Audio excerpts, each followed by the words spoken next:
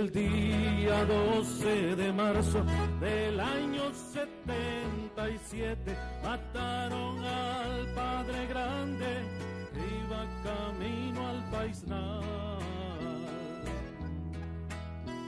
Con el padre Tilo iban dos humildes campesinos. Rutilio desarrolló un sistema de evangelización en base a misiones que después dejaba ya una actividad constante en los campesinos de reflexión sobre la realidad, pero partiendo del Evangelio.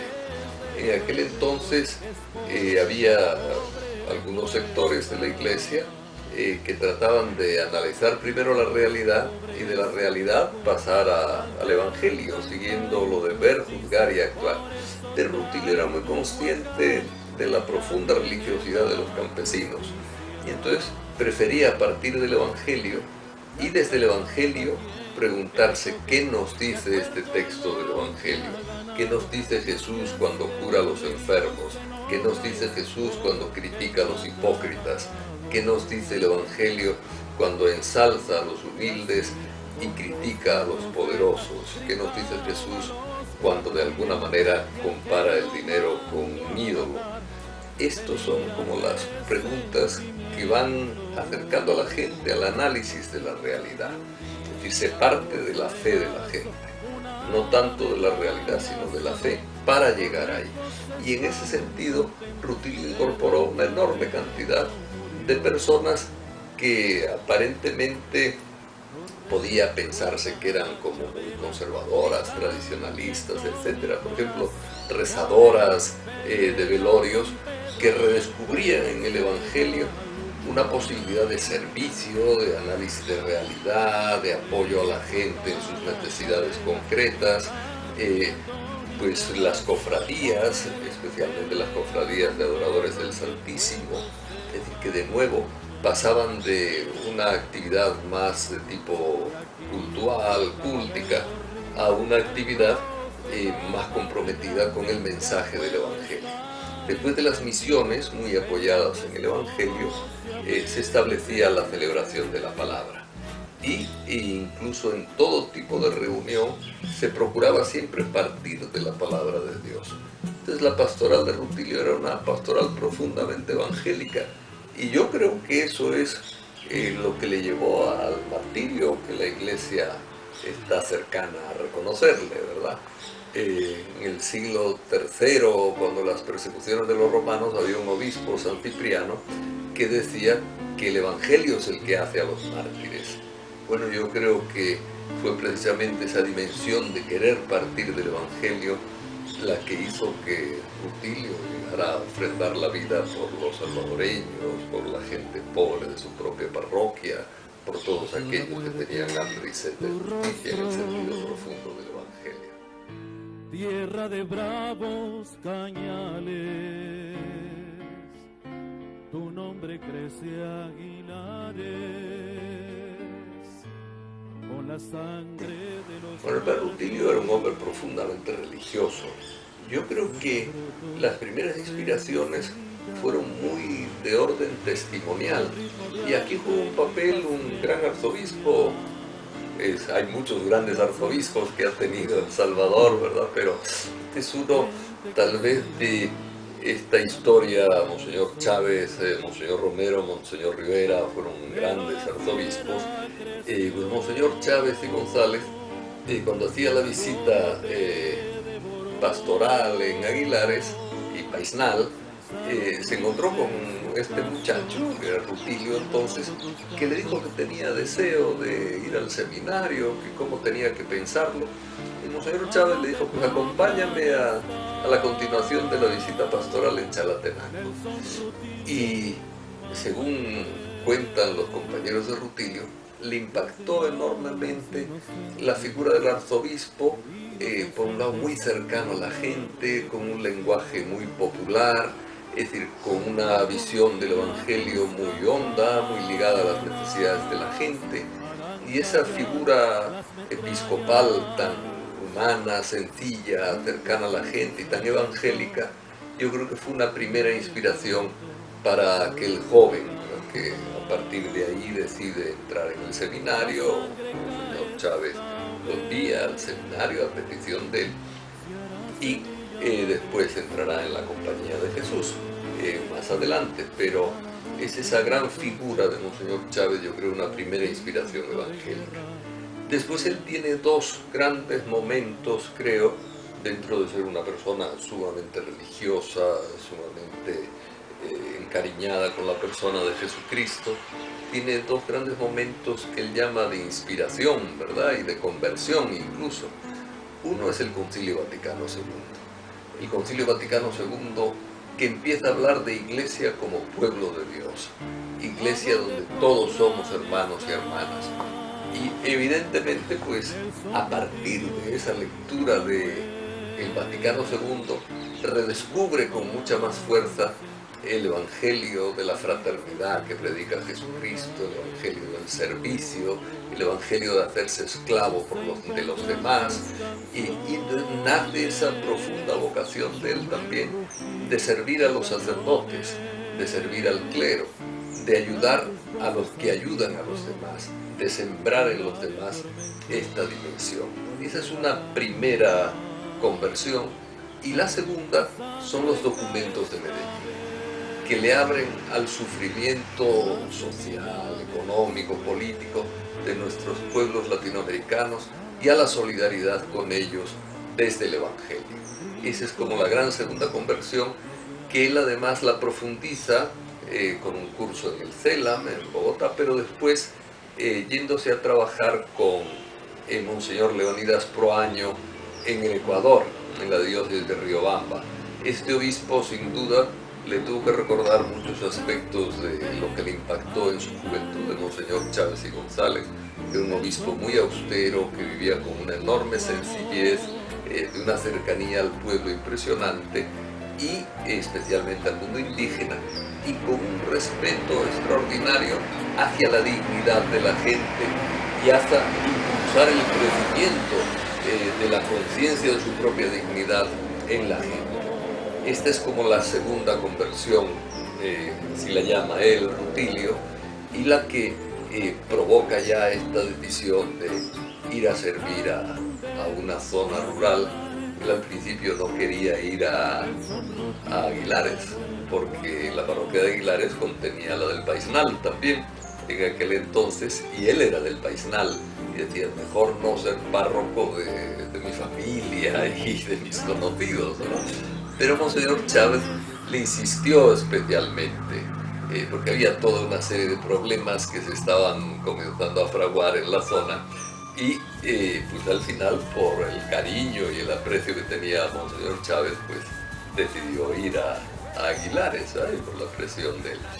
Y ahí empieza a realizar pues esa segunda conversión, ¿verdad?, esa inspiración profunda evangélica, de que la vida del sacerdote, la vida del cristiano está al servicio de los demás, y especialmente al servicio de aquellos que sufren cualquier tipo de opresión, cualquier tipo de exclusión, cualquier tipo de marginación, cualquier tipo de persecución incluso. Ahí es donde Rutilio se multiplica al lado de la gente para servir, para ayudar a crecer en conciencia, para descubrir el Evangelio juntos y desde allí tratar de transformar el mundo en que se vive.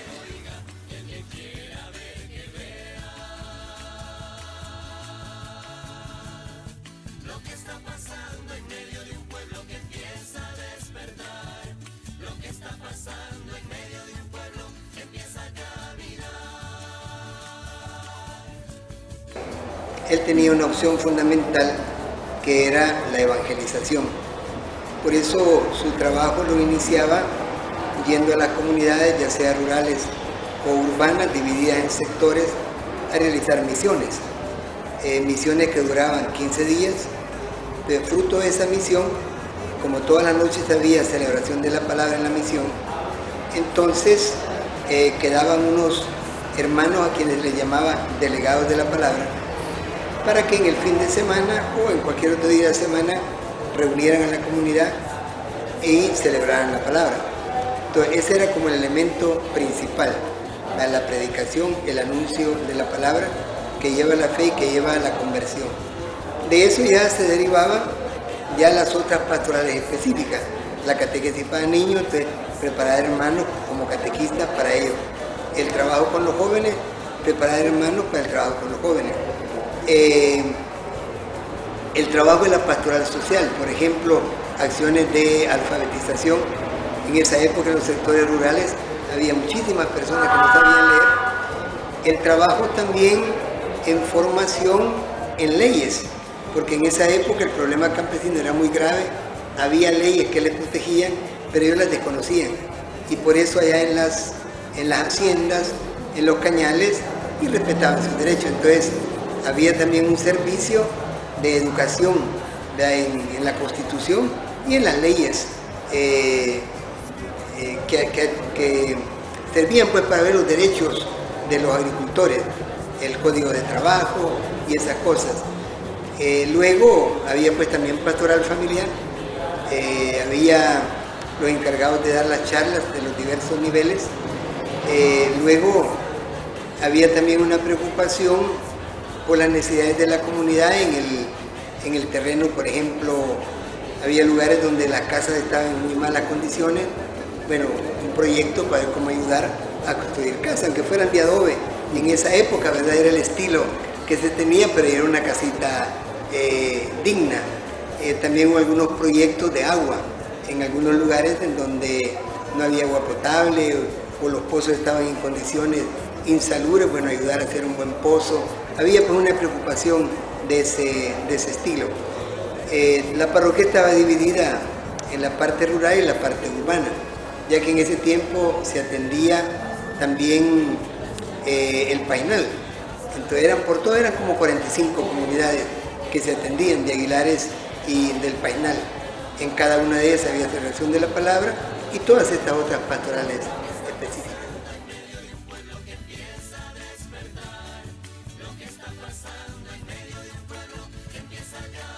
Bueno, yo diría que el primer impacto fue que los hermanos se descubrieron a sí mismos como cristianos, como bautizados, como hijos de Dios, y en cuanto a iglesia, se descubrieron como iglesia, pueblo de Dios. Y por eso todos somos la iglesia, entonces somos corresponsables de la misión, y de ahí la participación que se dio en los diversos servicios. Ese sería un primer elemento. Luego, un segundo elemento sería el caer en la cuenta que también somos ciudadanos. Y en cuanto a ciudadanos, tenemos una tarea que realizar en la historia, y que por lo tanto es responsabilidad nuestra la vida de la comunidad, el trabajo en la comunidad, la justicia en la comunidad. Entonces eso propició que en algunos casos algunos hermanos se incorporaran en organizaciones populares para luchar, para defender sus mismos derechos. Entonces eso pienso yo que fueron. Había también la preocupación por la vida. Perdón. Por ejemplo, se apoyó la formación de cooperativas. En ese tiempo había una iniciativa del padre Aliet con una cooperativa de consumo. Entonces, ahí en la parroquia se puso una cooperativa y se buscó pues que los hermanos se asociaran para que se beneficiaran. Entonces, esto tenía ya también una formación en la solidaridad, en la preocupación por los demás hermanos. Y en general en la población una mayor conciencia de un cristianismo pues más pensado, reflexionado, con mayor convicción, con un mayor compromiso, ¿verdad?, de que el cristiano tiene que demostrar en su vida que lo es, ¿verdad?, siendo un padre responsable, llevando bien su hogar, llevando bien con los vecinos, si es trabajador haciendo bien su trabajo, si es patrono tratando con respeto y dignidad a sus empleados. Es decir, era como en términos actuales sería, ayudó un poco a civilizar, ya que porque las personas conozcan las leyes, conozcan cómo que tiene que vivirse en sociedad. Desgraciadamente, pues eso fue mal visto por algunas personas, porque claro, si los agricultores protestaban porque no le estaban pagando el salario mínimo como era debido, eso ya ellos lo veían mal y acusaban a la iglesia que estaban alborotando a los campesinos. Pero antiguo su dolor, analfabeta mi gente, medio siglo en rebelión. Mi nombre es María Idalia Marroquín Hernández, soy de la parroquia San Luis Gonzaga, en La Popa. Mi trabajo aquí en la parroquia es catequesis a los jóvenes de Confirma. Soy animadora de comunidad, pero también últimamente pues tengo el cargo de ministra de la comunión, ¿verdad? En eso me desenvuelvo.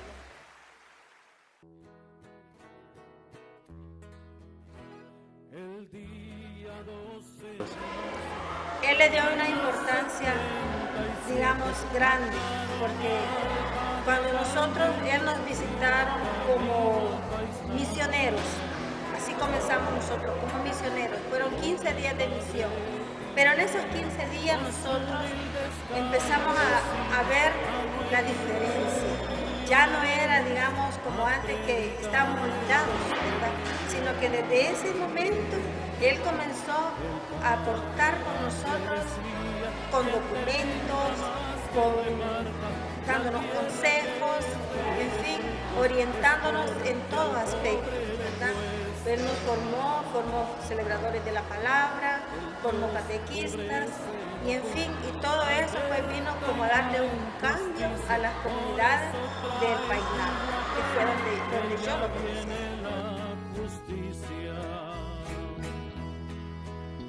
Y a cada quien que le toque, de acuerdo. Fíjese que esa pregunta es buena, porque la verdad es que yo digo, si él no hubiera, digamos, marcado mi vida, quizás no estuviera aquí, estuviera a saber por dónde, ¿verdad? Pero sí, desde el momento que nosotros abrazamos la responsabilidad que él nos fue mostrando, ¿verdad? Lo que él fue y lo que él nos iba haciendo conciencia, cada uno de los celebradores que estuvieron conmigo y estuvimos en la comunidad, digamos, en la parroquia de Aguilares, fue bien diferente. Las comunidades cambiaron, ¿verdad? Cambiaron mucho, y hasta la vez yo sé que hay muchos todavía de los que trabajamos con él, pero estamos regados, estamos en muchas partes, ¿verdad? Y quizás aquí solo yo me quedé porque yo estuve también fuera del país un tiempo, pero luego regresé y empecé a tomar otra vez, digamos, volví a tomar, ¿verdad?, la responsabilidad que había adquirido con él. Y muestra de eso pues también que yo cada vez que yo voy a preparar la clase para los jóvenes de catequesis, yo recuerdo todas las palabras de él, todos los consejos que él nos daba. El día 12 de marzo del año 77 mataron al Padre Grande que iba camino al Paisnal. Con el Padre Tilo iban dos humildes campesinos, Manuel y Rutilio Lemus, a predicar el Evangelio. El Padre Grande decía, quien tenga más que reparta, la tierra que es de los ricos es porque al pobre le cuesta. El Dios pobre se enojó.